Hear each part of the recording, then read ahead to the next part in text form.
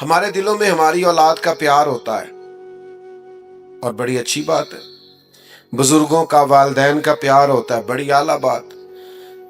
جائز طریقے سے کمائی ہوئی کمائی کا بھی پیار ہو تو اچھی بات ہے۔ آپ کے پاس کوئی ذمہ داری ہے، کوئی خیر کا کام ہے، آپ محبت کرتے ہیں، اچھی بات ہے، لیکن یہ ساری محبتیں دل میں موجود ہے، ٹٹولو تو صحیح، کیا حضور کی اولاد کی محبت بھی موجود ہے؟ اس پر غور کریں۔ بہت ساری ابحاث میں اصل چیزیں میں پھر آپ کے ذہنوں پر دستک دیتا ہوں، دل سے پوچھنا، کیا امام حسن کے نام پر وجود میں کوئی کپکپاہٹ طاری ہوتی ہے؟ کیا امام حسین کا نام پاک آئے تو خون میں کچھ گردش محسوس ہوتی ہے؟ کیا مولا علی سیدہ پاک کے مقدس ناموں سے ہمارے اوپر وجدانی کیفیت آتی ہے؟ یہ پیار کریں حضور کی اولاد سے، بحث نہ کریں، اور ایسے لوگوں سے بھی بچیں جو ہمیں بلا وجہ کا الجھاتے ہیں، ہم ان کے غلام ہیں، ہم نے غلامی کر لی۔ ہم حضور کی اولاد پاک کا صدقہ کھاتے ہیں، ہماری اولادیں پلتی ہیں، ہمیں وہ غلامی کرنی ہے، عقیدتوں کے، احترام کے، محبتوں کے رشتے قائم رکھنے۔ دیکھو حضور کس ترتیب سے اپنی اولاد کی محبت بیان کرتے ہیں۔ نبی کریم علیہ السلام فرماتے ہیں اللہ سے محبت کرو، تمہیں نعمتیں دیتا ہے، تمہیں رزق دیتا ہے۔ یہ ذرا فلسفہ سمجھیے گا، اس حدیث پاک میں جو خاص جاذبیت ہے، جو حکمت اور دانائی ہے، اس پر غور فرمائی۔ کریم فرمانے لگے اللہ سے محبت کرو، وہ تمہیں رزق دیتا ہے، اور مجھ سے محبت کرو، میں اللہ کا رسول ہوں، میں اس رب کا رسول محبوب ہوں، مجھ سے پیار کرو۔ اور کریم فرمانے لگے میری اہل بیت سے محبت کرو، کیونکہ میری اولاد ہے، میری اولاد، اس سے پیار کرو۔ یہ محبت اس لیے ہے کہ وہ نبی پاک کی اولاد، اور ہم تو وہ لوگ ہیں جو اپنے استادوں کے بچوں کا بھی احترام کرتے ہیں۔ نہیں سمجھ آئی؟ اب ماشاءاللہ جتنے آپ اندر بیٹھے ہیں اتنے ہی باہر کھڑے ہیں، یہ بھی کمال کی بات ہے کہ اندر مزید آ سکتے تھے، لیکن ہمارے بعض دوست ایسے ہوتے ہیں جو بعض اوقات بے ترتیب رہنا پسند کرتے ہیں۔ شاید انہوں نے کہیں سے شعر سن لیا ہوگا کہ قدر کھو دیتا ہے ہر روز کا آنا جانا، بڑی دلچسپ ہوتی ہیں بے ترتیب ملاقاتیں۔ ان کا بے ترتیب اور میری جماعت میں بے ترتیب رہنا ویسے ہی کو پسندیدہ ہے، ہمارا مزاج ہے نا، آمدام برسر مطلب۔ بہرحال آپ جہاں بھی کھڑے ہیں، بڑی تعداد میں کھڑے ہیں، اور اس موسم میں کھڑے ہیں، اور اتنے شارٹ نوٹس پہ اتنے لوگ آئے ہیں، لگتا یہ ہے کہ یہ اللہ کا فضل ہے کہ حضور کی اولاد کے نام پر اتنے لوگ جمع ہو گئے۔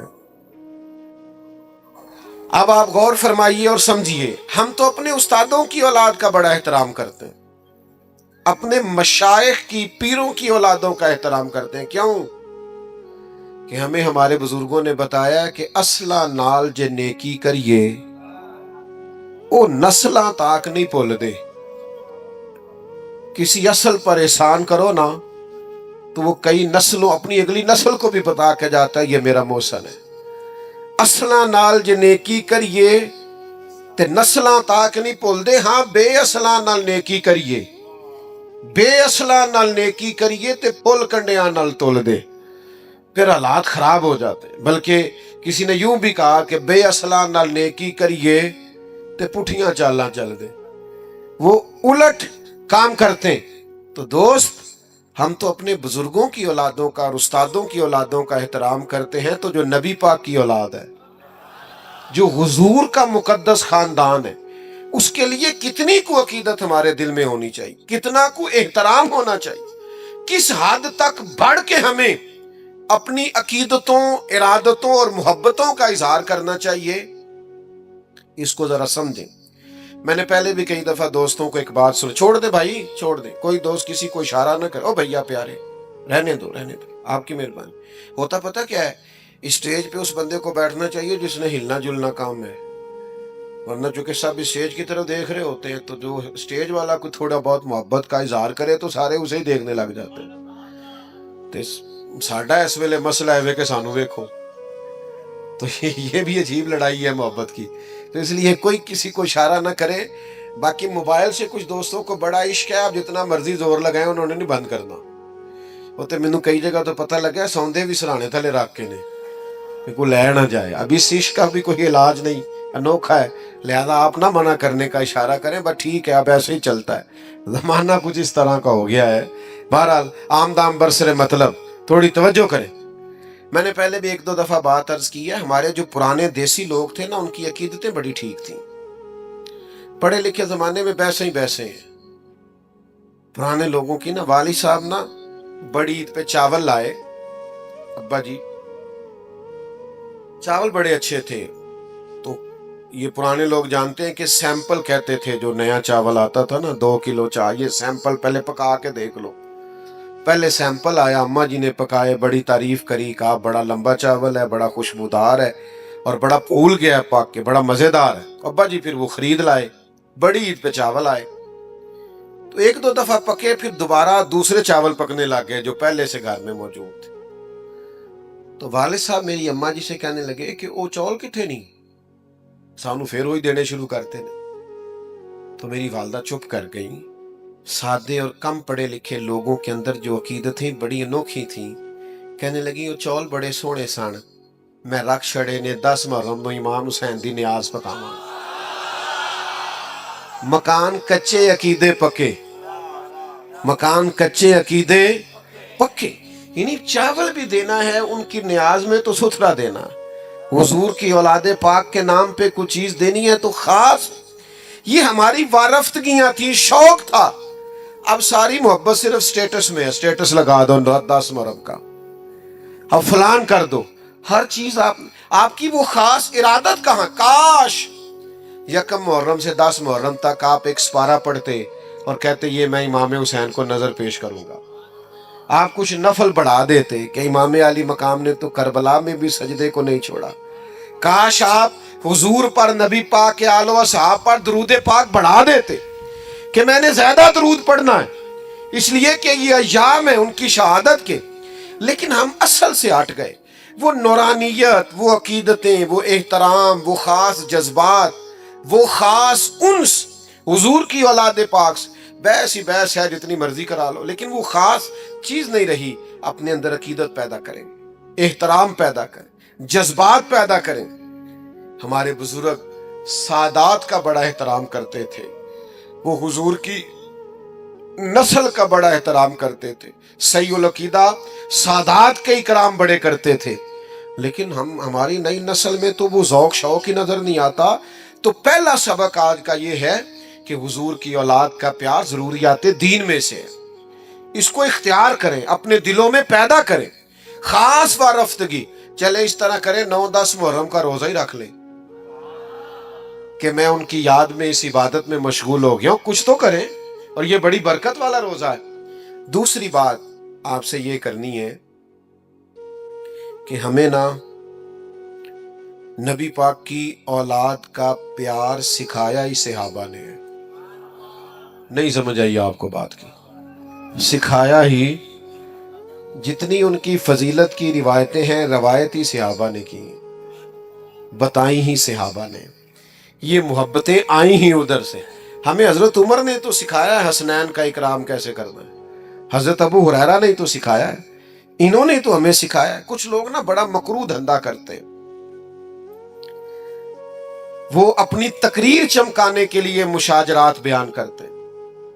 میں آج بتاؤں گا حضور کے صحابہ کی شان کیا ہو. بھئی آپ کیا بتائیں گے, وہ تو اللہ نے بتا دی ہے قرآن میں, وہ تو احادیث میں آ گئی. میں بتاؤں گا اہل بیت کی عظمت کیا ہو. بھئی آپ کو یہ نوکھی چیز بتائیں گے, وہ تو سارا کچھ قرآن مجید نے بیان کر دیا, احادیث مبارکہ میں موجود ہے. آپ ایک راوی ہیں, آپ روایت کریں, آپ بیان کریں پڑھ کے, آپ انتشار کا باعث نہ بنے, عقیدتوں کے فروغ کا باعث بنے, محبتوں کے فروغ کا باعث بنے. یہ سارا کچھ سکھایا ہی صحابہ نے. آپ کے پاس کہاں سے آیا, آپ کو کیسے پتا چلا کہ صحابہ حضور کی اولاد کا اکرام کرنا؟ یہ صحابہ نے بیان کیا, صحابہ سے ہی ہمیں ملا ہے, یہ صحابہ کی ہی طرز زندگی سے ہم نے سیکھا ہے. توجہ کیجئے گا بات پر. کوئی کام پڑ گیا حضرت امام حسن کو حضرت عمر فاروق سے, امیر المومنین تھے جناب عمر, تو تو آپ تشریف لے گئے ملاقات کے لیے حضرت فاروق اعظم کی خدمت میں. جب پہنچے نا تو دروازے کے باہر آپ کے اپنے بیٹے حضرت عبداللہ ابن عمر بھی کھڑے تھے. تو حضرت امام حسن رضی اللہ تعالیٰ عنہ جناب فاروق اعظم کے صاحبزادے سے کہنے لگے آپ یہاں کیوں کھڑے؟ تو فرمانے لگے کہ والد صاحب کے پاس نا کچھ مہمان آئے ہیں، تو کوئی میٹنگ چل رہی ہے، کچھ گورنر حضرات بیٹھے، تو مجھے انہوں نے کہا تم ذرا باہر کھڑے ہو، کوئی بات کر رہے ہیں وہ، تو میں آ گیا ہوں. تو امام حسن فرمانے لگے ٹھیک ہے، میں بھی ظہر کے وقت مسجد میں مل لوں گا، مجھے کوئی کام تھا. تو حضرت عبداللہ فرمانے لگے نہیں آپ چلے جائیں، آپ تو حضور کے شہزادے ہیں. انہوں نے کہا نہیں وہ مصروف ہیں. انہوں نے کہا بھی، لیکن امام حسن واپس تشریف لے گئے. جب جناب عمر فارغ ہوئے تو حضرت عبداللہ ابن عمر نے بتایا کہ امام حسن آئے تھے. تو حضرت فاروق اعظم فرمانے لگے روکا کیوں نہیں، مجھے بلایا کیوں؟ عرض کی حضور میں نے ان سے کہا تھا، عرض کیا تھا، پر وہ چلے گئے. حضرت فاروق اعظم نہ گھر گئے نہ مسجد گئے، سیدھے امام حسن کے گھر گئے. دروازے پہ دستک دی، سیدنا امام حسن تشریف لائے. شہزادے آپ آئے تھے تو ملے بغیر آ گئے. کہا آپ مصروف تھے، میں نے کہا مسجد میں مل لوں گا. تو جناب عمر جذباتی ہو گئے. کہا آپ کو ملنا چاہیے، حضور آپ کے شہزادے بھی باہر کھڑے تھے. فرمایا میرا اور آپ میرے بیٹے کا اور آپ کا کیا مقابلہ؟ کیا اس کی ماں کا نام فاطمہ ہے؟ کیا اس کی نانی کا نام ختیجہ ہے؟ کیا اس کے نانا کا نام محمد عربی ہے؟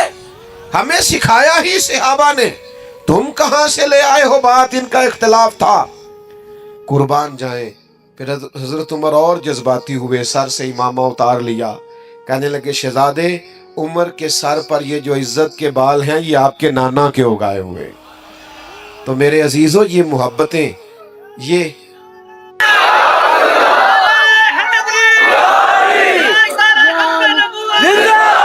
ہمیں سکھایا ہی حضور کے صحابہ نے. تو جب تک صحابہ کے دروازے پہ حاضری نہیں دو گے، اہل بیت کی محبت کا پتہ کیسے چلے گا؟ ادب کا پتہ کیسے چلے گا؟ ان کی محبتوں کا پتہ کیسے چلے گا؟ علامہ اسماعیل حقی رحمت اللہ علیہ نے ایک بات لکھی.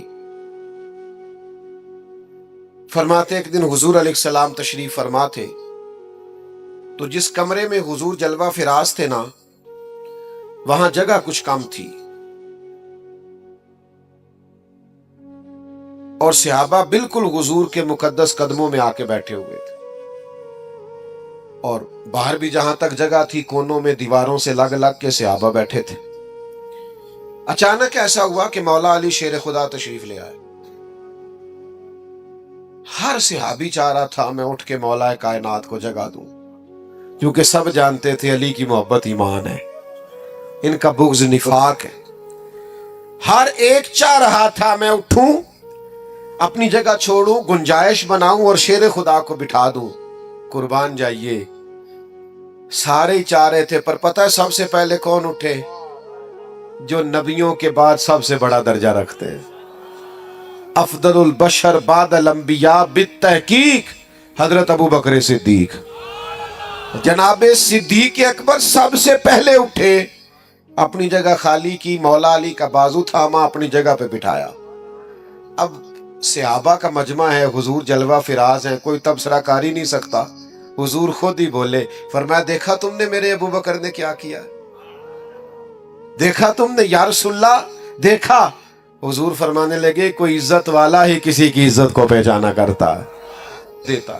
عزیزو یہ تو ہمیں ان لوگوں نے سکھایا ہے. اس لیے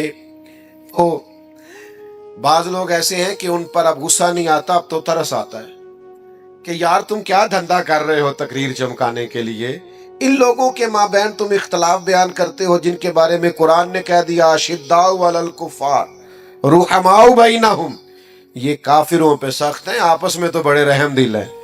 تو جن کو قرآن مجید کہہ رہے رحم دل ہیں، نس آ گئی. تم مزید کوئی نیا عنوان کیا بیان کرتے ہو؟ تو بھائیو، ایک تو یہ کہ ان سے احترام کریں، اور دوسرا یہ کہ سمجھیں ان کی محبت اور عقیدت ہمیں کس نے سکھائی. تیسری بات، بہت مشکل نہیں ہے فلسفہ کربلا سمجھنا. کیونکہ لوگ پیغام امام حسین پر عمل نہیں کرنا چاہتے، اس لیے کہتے ہیں بڑا مشکل ہے، بڑا مشکل ہے۔ وہ ہمارے بعض صوفی ایسے ہیں درویش، کہندے معرفت نو سمجھنا سارے دے بس دی گل نہیں، تاکہ کوئی بندہ اس پینڈے پوے ہی نہ۔ وہ اللہ کے بندے، یہ معرفت کیا ہے؟ سادہ سا اخلاق ہنسنا ہے، باطن کو سنوارنا ہے، اخلاص پیدا کرنا ہے، عاجزی پیدا کرنا، یہی ہے سارا۔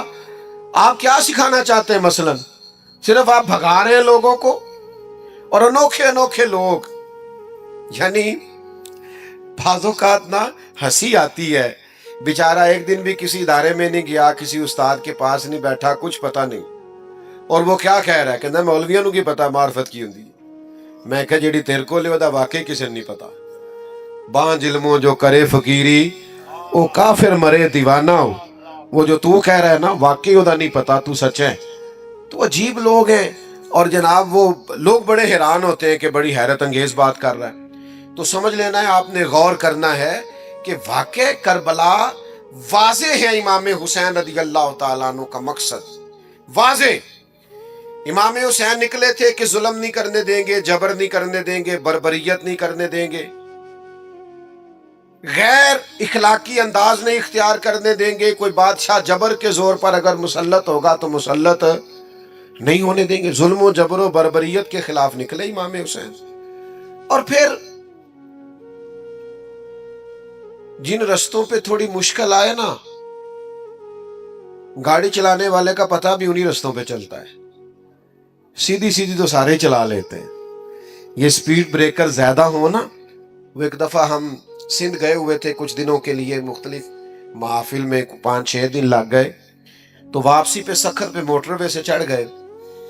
تو میں نے اپنے گاڑی چلانے والے دوست سے کہا لو اب لاہور تک آسان ہے، تو کہنے لگا حضرت صاحب ہے مشکل جی۔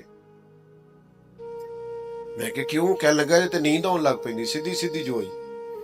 وہ جڑا اچانک چنگچی والا سامنے آتا ہے نا، بندہ ذرا جاگتا رہتا ہے، اچانک سپیڈ بریکر آتا ہے تو آنکھیں کھلی رہتی، جس میں شک ہوتا ہے نا کہ انہیں تے اشارہ بھی نہیں لانا، تو بندہ ذرا احتیاط سے چلاتا ہے۔ لیکن یہ بالکل ہی سیدھی سیدھی ہے، تو اس میں کیا ہوتا ہے، نیند آنے لگتی۔ لقد خلقنا الانسان فی کبد، اللہ کہتا ہے میں نے انسان کو مشقت میں پیدا کیا۔ تیری زندگی کا حسن ہی یہ ہے کہ تم مشقت کرے، تو کام کرے۔ میں نے پہلے بھی اسی مقام پہ کہا تھا، مجھے یاد ہے، پھر کہتا ہوں، جتنا بندہ بڑا ہوتا ہے اس کا دکھ بھی اتنا بڑا ہوتا ہے، اس کا زخم بھی اتنا گہرا ہوتا ہے۔ آپ کا خیال ہوتا ہے فلاں بڑا پاپولر ہے، بڑا مشہور ہے، بڑا آدمی ہے، یہ تو کبھی آپ اس سے ملے، یہ اس کے پاس بیٹھے، آپ کو پتہ چلے کہ جتنا انسان بڑا ہوتا ہے اس کی تکلیفیں بھی اتنی بڑی ہوتی ہیں، اس کے زخم بھی اتنے بڑے ہوتے ہیں، اور زخم پہ زخم کھا کے جی، خون جگر کے گھونٹ پی، آہ نہ کر لبوں کو سی، یہ عشق ہے کوئی دل لگی نہیں۔ یہ مشکل کام ہے، آپ کو اس سے گزرنا ہے، اور اس مشقت کو جھیلنا ہے، اور یہ جبر سہنا ہے۔ امام علی مقام نکلے ظلم کے خلاف، تو پھر وہ سارے کام انہوں نے سہے، پردیس بھی کاٹا، بچوں کی بھوک بھی دیکھی۔ 4 چیزیں امام حسین نے ہمیں سکھائی ہیں کربلا میں، ویسے تو بڑا کچھ سکھایا ہے آج کی بزم کے لیے۔ سب سے پہلے امام حسین نے ہمیں سکھایا ہے کہ جو چیز جیتا کرتی ہے وہ صبر ہے۔ جس چیز میں اللہ کی مدد شامل ہوتی ہے وہ صبر ہے۔ صبر ایک بہت بڑی تدبیر کا نام ہے، صبر بہت بڑی طاقت ہے۔ جو آپ کی ساری باتیں سن کے تلک چپ کر گیا ہے نا، اس کے صبر سے ڈرو۔ جو بہو پورے خاندان کا جبر سہ کے صبر کرتی ہے، اس کے صبر سے ڈرو۔ جس کا فیکٹری کا آنر اور مالک اپنے مزدوروں پر ظلم کرتا ہے، جبر کرتا ہے، اور ان کی توہین معاذ اللہ کرتا ہے، وہ ان کے صبر سے ڈرے۔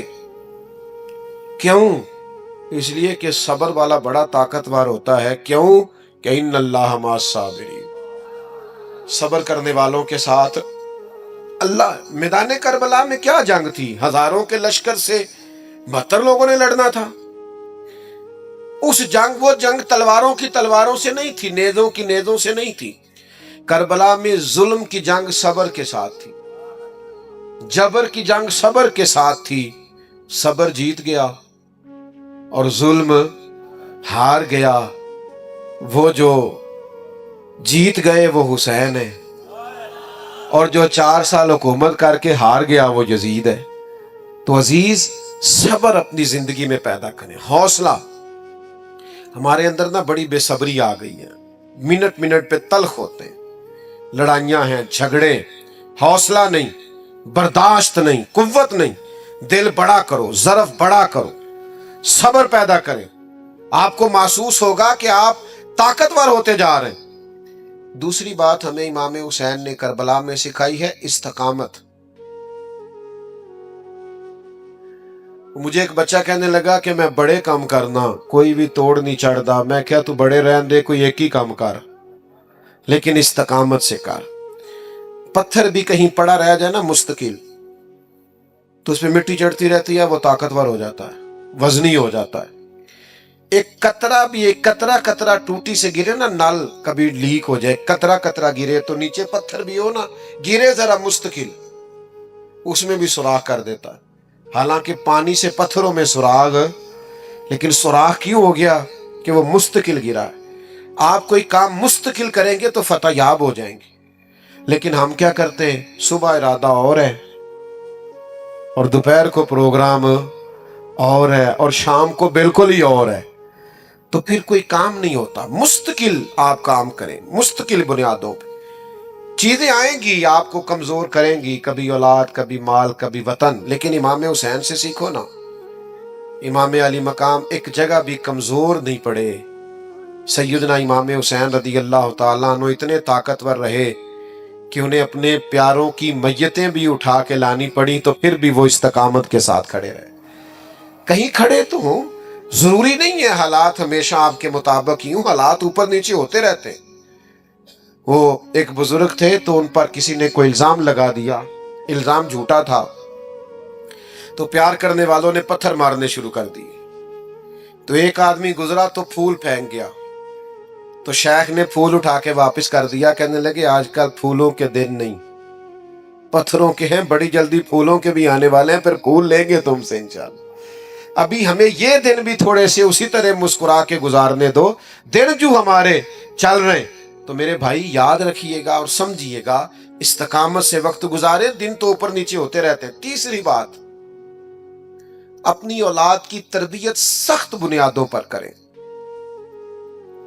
बच्चों की सारी ख्वाहिशात पूरी करना बाज़ौक़ात उनके साथ ज्यादती होती है। जी मैं जो इन्होंने कहा मैंने ला के दी है, आपने गलत किया भैया। आपको कुछ चीजें नहीं भी देनी चाहिए थी, ताकि जिंदगी में अगर इन्हें कभी कुछ चीज ना मिले तो इनके दिल ना टूटे। इनको सब्र करना भी आए, हौसला भी करना है। कभी कभी आपको इनकार भी होना चाहिए। यानी वो कुछ लोग ऐसे होते हैं जिनका पता होता है उनको इनकार भी कर दिया ना, जा तेरे हाल नहीं होना, ते वो अपने उन्हें मुड़ भी जाना किधरे नहीं, तो नहीं जाता बंदा। कई दफा नहीं बुलाता, नहीं जाता, नहीं ज्यादा मुलाकात करता, पता है बंदा अपना है। तो कुछ ऐसे ताल्लुकात होते हैं जो किसी कीमत पे टूटते नहीं। तो कुछ ऐसा करें कि औलादों की सख्त बुनियादों पर तरबियत करें। देखें ना, हुजूर सैयद आलम सल्लल्लाहु अलैहि वसल्लम ने तरबियत की है अपनी औलाद की, तो किन बुनियादों पे सरवरे कायनात ने तरबियत की? हुजूर सैयद आलम अलैहिस्सलाम ने इस बुनियाद पर तरबियत की कि अल्लाह से दुआ मांगी, ऐ अल्लाह एक वक्त रोटी देना और एक वक्त फाका देना। फाके रहे, हफ्ता हफ्ता फाके रहे सैयदा पाक के घर में। कायनात के सबसे अजीम शहजादे तो ये थे ना, तो ये फाके से रहना और मुशक्कत से रहना। हजरत अली रज़ी अल्लाह ताला अन्हु खुद अपने बच्चों की तरबियत करते थे। हमारे गली में लड़ाई हो जाए ना और किसी पर जुल्म भी हो रहा, तो हम अपने बच्चे से कहते हैं बेटा तू नहीं बाहर जाना, साड़ी नहीं लड़ाई। लेकिन जब बलवानियों ने इमामे हजरत उस्मान गनी रज़ी अल्लाह ताला अन्हु पे हमला किया, तो मौला अली खुद तलवारें दे के दोनों शहजादों को दरवाजे पे खड़े करके आए थे, बेटा तुम्हारे खालू का घर है, कोई शरीर अंदर नहीं जाना चाहिए। अपने बच्चों को तैयार किया मुशक्कत के लिए, मेहनत के लिए, जद्दोजहद के लिए। अपने बच्चों को बहुत ज्यादा दौलत जमा करके देने से बेहतर है इन्हें मेहनत का आदी बनाओ। बहुत पैसे दे के चले जाओ, ये मेहनत के आदी नहीं होंगे, ये तो महीनों में खा जाएंगे। اصل کام تو یہ ہے کہ یہ علم والے ہوں، ہنر والے ہوں، سمجھ والے ہوں۔ یہ امام علی مقام نے کردار ادا کیا۔ مجھے ایک دفعہ ایک دوست نے پوچھا کہ علماء کہتے ہیں کہ 3 دن پانی نہیں ملا اور کھانا نہیں ملا تو پھر بھی وہ بڑی بہادری سے لڑے، تو ہم روزہ رکھتے ہیں، عصر کے وقت اٹھا نہیں جاتا، وجود ساتھ نہیں دیتا، تو انسانی وجود میں اتنی طاقت نہیں ہوتی کہ 3 دن کھائے پیے بغیر وہ گزارا کرے، تو کیسے ہو گیا؟ تو میں نے کہا آپ کی بات فلسفے کے لحاظ سے درست ہے، لیکن اگر کسی کی ماں نے 7-8 سال کی عمر میں سکھا دیا ہو 3 دن بھوکے پیاسے رہنا، تو پھر کیا خیال ہے؟ اگر کسی کی ماں نے یہ سبق دے دیا، امام راضی کو پڑھیے نا، 3 دن روزے رکھے سیدہ فاطمہ نے، مولا علی نے، امام حسن اور حسین نے، لیکن جب بھی افطاری کا وقت آیا، دروازے پہ کوئی مانگنے والا آیا، سارا اسے دے دیا۔ 3 دن مسلسل روزہ ہے اور افطار کے لیے کوئی خاص بندوبست نہیں ہے، تو جن کو 7.5-8 سال کی عمر میں عادت تھی نا میرے بھائی 3 دن بھوکا پیاسا رہنے کی، انہیں پھر کربلا میں بھوکا پیاسا رہنا پڑا تو مشکل درپیش ہی کوئی نہیں آئی۔ ان کو کوئی تکلیف ہے کہ مجھے اگر 10 منٹ کے اندر اندر نہ ملا تو میں گھر کی فلانی چیز توڑ دوں گا، تو بھئی وہ لوگ پھر میدانوں میں کھڑے نہیں رہ سکتے۔ یہ حوصلے ہمت کرنی پڑتی۔ چوتھی بات جس پر میں اپنی گفتگو کو سمیٹ دوں گا، امام حسین نے ہمیں ایک سبق دیا ہے کہ جیت وقتی نہیں ہوتی، جیت دائمی ہوتی ہے۔ میدان میں رہنا شرط ہے، جیت کے آنا شرط۔ جوانوں دیکھ رہے ہو میری طرف؟ یہ جو لوگ 6 مہینے کسی دینی کام میں لگ جاتے ہیں، وہ کہتے ہیں انقلاب کیوں نہیں آیا؟ مجھے کچھ دوست کہتے ہیں آپ کو سالوں ہو گئے تقریریں کرتے، انقلاب کیوں نہیں آیا؟ میں کہتے ہیں نہیں نظر آؤں، مینوں تے آیا نظر آؤں ہے۔ یہ دیکھو نا، یہ بے موسمہ پھل ہے، جوان ہی جوان آئے ہوئے ہیں سارے، یہ انقلاب نہیں۔ یہ دیکھو کس طرح کھڑے ہیں چاروں جانب۔